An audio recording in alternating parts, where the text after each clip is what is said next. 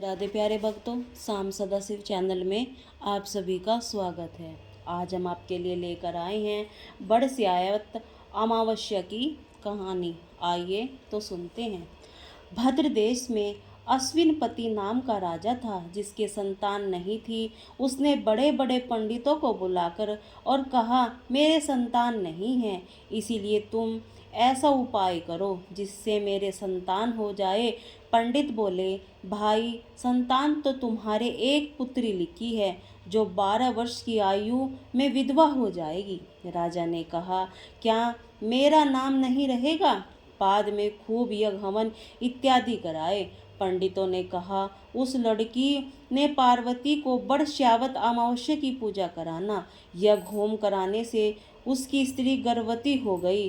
तो पंडितों ने उसको जन्म पत्री देखकर कहा, जिस दिन यह कन्या 12 वर्ष की होगी, उस दिन उसका विधवा हो जाने का योग है। इसीलिए इससे पार्वती जी को बड़ श्यावत अमावस्या की पूजा कराना।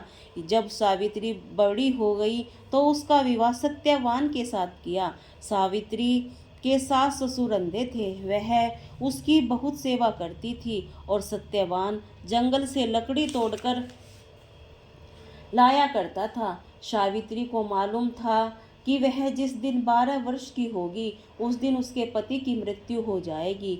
जिस दिन वह 12 वर्ष की हुई, उस दिन वह अपने पति के साथ जोड़कर बोली, आज मैं आपके साथ चलूंगी। सत्यवान बोला, तू मेरे साथ चलेगी तो मेरे अंधे माँ बाप की सेवा कौन करेगा?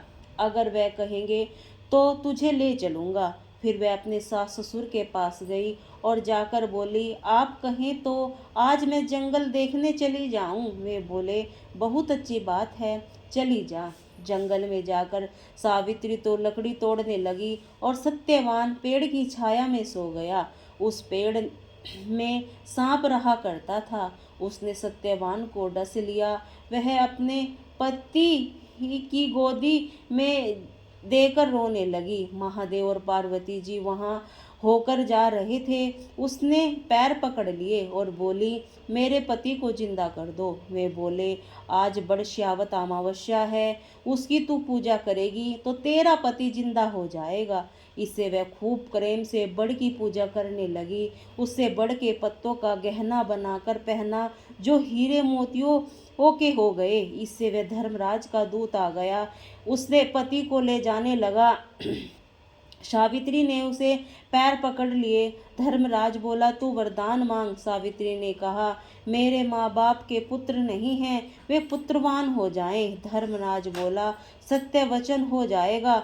फिर वह बोली, मेरे सास ससुर अंधे हैं, उनकी नेत्रों की ज्योति आ जाए। धर्मराज ने यह वर भी दिया, पर सावित्री ने धर्मराज का पीछा नहीं छोड़ा। धर्मराज ने कहा, अब तुम्हें और क्या चाहिए? सावित्री बोली, मुझे 100 पुत्र हो जाएं। धर्मराज बोला, तथास्तु।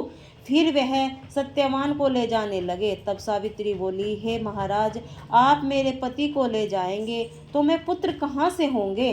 धर्मराज ने कहा, हे सती, तेरा सुहाग तो नहीं था, परंतु बड़ श्यायत अमावस्या करने से पार्वती जी की पूजा से तेरा पति जीवित हो जाएगा। सारे ही ढिंडोरा पिटवा दिया। कहते और सुनते जेठ की अमावस्या आएगी, जब बड़ की पूजा करना, बड़ के पत्तों का गहना बनाकर पहनना, बयाना निकालना। हे महाराज, जैसे बड़ स्यायत अमावस्या ने सावित्री का सुहाग दिया है, उसी प्रकार सबको दियो। जो इस कहानी को कहता और सुनता है, उनकी सब मनोकामना पूर्ण होती है। बड़ स्यायत अमावस्या की वट सावित्री वर्ष पर अवसर भी कहते हैं। बोलिए राधे राधे।